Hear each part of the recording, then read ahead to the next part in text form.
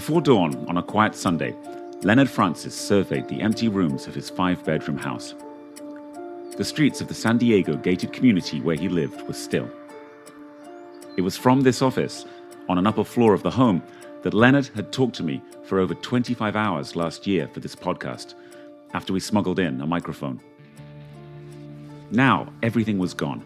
The furniture, his clothes, his 3 young teenage children, and even the microphone we'd sent him. He sat down in the empty living room and with a pair of scissors severed a GPS-enabled monitoring device from his ankle. He opened a plastic water cooler and placed the device inside. Then Leonard put the scissors on top and walked out of the house into a waiting SUV.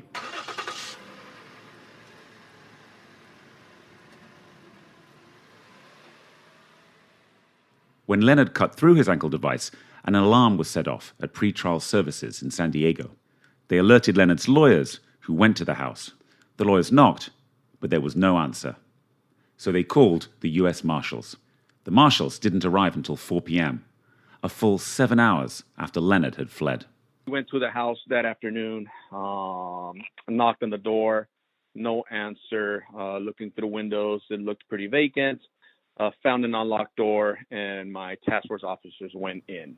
Entering the house, officers found the water cooler sitting there in the empty living room, the GPS monitoring bracelet inside. Finding out about the U-Haul trucks and knowing that the house was empty, he's had some time to plan this out. So we are definitely leaning towards him possibly being on the international side. The marshals radioed in. They had a fugitive on their hands, suspected to have fled over the border into Mexico.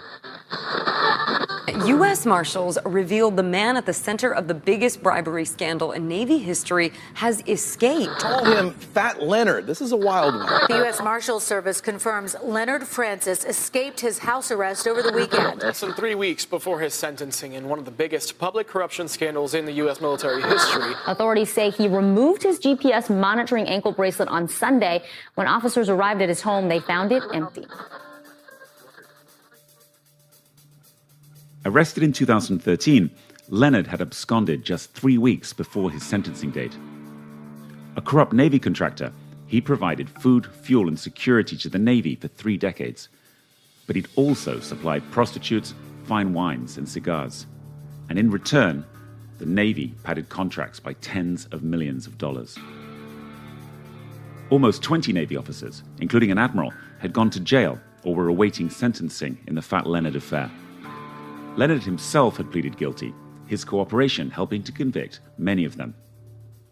After contracting cancer, he'd been allowed into home detention 5 years earlier.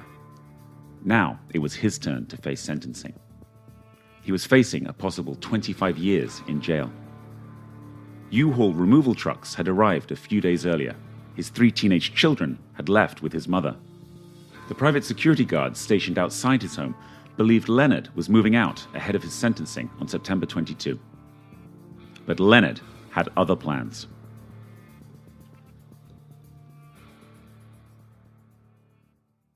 Christina Davis, a journalist, has followed the Fat Leonard story for years. I mean, the thing that the marshals were very clear on was that he had planned this for a long time. This was very planned. This was not just a rash decision. Why would Leonard go on the run after cooperating with the government for so many years and so close to his sentencing? Christina has a theory. Just a few days earlier, his lawyers had received Leonard's pre-trial sentencing documents. The docket on Leonard's case shows that the pre-sentence report was filed in his case. I think it's right near the end of August. And then he went on the lam just, a week and a half, 2 weeks later? And maybe he was very surprised at what he read. I mean, that's just one thing we're wondering, if something in that pre-sentence report scared him. Back last year, when I spoke at length to Leonard, he often said he thought he'd get off with time served. He'd already been in detention for almost a decade. Well, I've already done my time. Even if they give me 12 years, it's time served. Do you understand? You've been there 8 years. Yeah, but with good time, if you count that off, how many months I get off, and then all my corporation, it's all shaved off. I mean, you should understand how the U.S. legal system works. But something had changed. That conversation in September last year was the last I had with Leonard. Since then, the podcast had come out. In it, Leonard talks about how he bribed Navy officers. He explained how he felt a scapegoat, rotting in jail for years, while admirals who took favors from him and helped him prosper got off scot-free. It's certainly true that despite the graft, Leonard did a good job servicing the Navy, and admirals knew about the corruption. I'm so upset, that, I'm portrayed as the bad guy when I wasn't the bad guy. I did everything that they wanted me to do. Leonard talked to me because he wanted to get his story out, but he changed his mind at the last minute. He wanted to pull the podcast, but I refused. He figured it might anger US prosecutors, and he was probably right. The government clearly didn't like that he'd talked to us. They haven't said as much, but they pulled Leonard as the key witness in the trials of other Navy officers, a sign they now saw him as a liability. So Leonard, sitting in his San Diego home, decided going on the run was preferable to doing more time in jail. Back in San Diego, the Marshals Service had egg on its face. How did Leonard get away so easily? He was supposed to be under 24/7 guard at his home, but it was a strange arrangement. Trying to save money, the court had ordered Leonard to cover the costs of the security himself. Back in December 2020, the federal court judge who was overseeing Leonard's case chastised his lawyers for an incident in which a court official had visited the house and found it unguarded. Now, authorities were giving no details of what had gone wrong. The government has refused to give us the name of the private security company he had hired to guard him at his house while he was under house arrest. Like pretty much everything dealing with his conditions under house arrest, they've been under seal in the court records for years. Maybe he paid off the guards. Or maybe they were incompetent. What's for sure is that he was over the border into Mexico before US authorities even had a clue he was missing.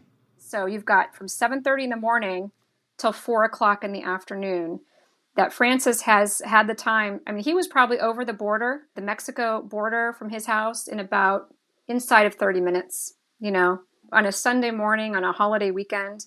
I mean, wide open freeways go right through. The US Marshals put a $40,000 bounty on Leonard, but he was nowhere to be found. From Mexico, Leonard, accompanied by his adult son Leonardo, had taken a plane to Cuba. And a few days later, another flight, this time to Venezuela. It was the middle of the night in London when Bradley Hope, my colleague, called me in Singapore. He'd received an incredible piece of news. We had information that Leonard was in Venezuela. We can't discuss how we knew, but we were right, and we published his location in our newsletter, Whale Hunting. Venezuela was only supposed to be a pit stop. After a couple of days in a hotel in Caracas, the capital, Leonard headed back to the airport. Here's Carlos Camacho, a Venezuelan journalist who followed the story. He goes to the Simon Bolivar International Airport in an effort to catch a flight to Margarita Island. What's happening in Margarita Island? It's an island that's 45 minutes from the mainland, pretty secluded, tourism heaven, and it has direct flights to Russia. The reports we have is that he was trying to get to Russia. Leonard would have been a valuable asset for Russia. He knew the inner workings of the Navy, and he had sexual compromat, photos and videos of US Navy officers engaged in lewd sexual acts. Before Leonard was arrested, he'd been courted by the Russian defense attaché. I met the Russian defense attaché as a colonel a couple of times in receptions. Then he found out where I lived, and he would just come by uninvited to drop gifts to me, vodka and stuff like that. But Leonard wouldn't get to Russia. As he tried to board that flight, he was arrested. The US had put out an Interpol red notice, and apparently Leonard had not been careful enough.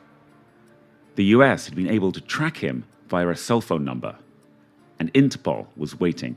Apparently, they were tracking some cell phone traffic or a cell phone number or something like that led them to either Venezuela or to a particular neighborhood in Venezuela. Right, and that would be extremely poor security planning if you were on the run and you were using a cell phone that was able to be tracked by the U.S. authorities, right? I mean, you'd think you'd be off cell phones or off email, right? Yeah, it does make me question exactly his strategy. The head of Venezuela's Interpol office gave details of the arrest on his Instagram page. In a photo, Leonard looked disheveled, wearing a windbreaker and a flower-patterned tracksuit, big bags under his eyes.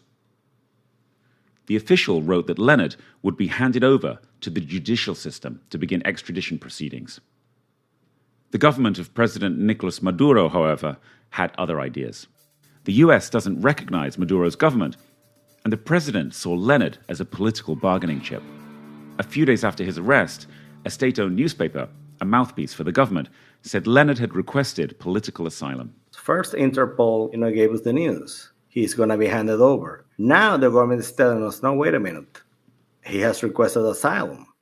What I think is going to happen to him is what has happened to every American in Maduro custody. They're going to cat and mouse with him, toy with him for a while until they get some sort of, break from the Biden administration. This is going to develop into some sort of trade. Maduro is going to engage in some sort of horse trading to do this, right? Who could Maduro want in return? My money is on Alex Saab, a man currently in jail in Florida on money laundering charges, who has shadowy ties to Maduro. The Venezuelan government has repeatedly asked for his return. The Biden administration, however, is unlikely to trade. It's such a politically fraught situation, too, because even the mere act of requesting extradition to Maduro's regime basically is a signal legitimizing Maduro's regime. So it's a can of worms. So how will the Fat Leonard story end? Will he release the sexual compromat? Will the new attention on the national security aspects of this case and a possible Russian play for Leonard finally lead to a US congressional investigation? The fact Leonard was trying to get to Russia should raise concern. But I doubt anyone in Congress will take this up. The cover-up at the Navy has worked. And now Leonard is gone. Leonard had always lived a colorful life. Now he's looking at extended exile in a country that often has power outages and water shortages. It will be a very different life from the one he lived in San Diego, and a world away from his heyday, living in a $130 million mansion in Singapore with 20 luxury cars. This is a corrupt man. He's accustomed to a certain lifestyle, which has been amply documented by US and international media. If he has enough money, he will be able to obtain something resembling that lavish lifestyle he was accustomed to. But somehow I don't see it, Tom. Not in Venezuela, not right now.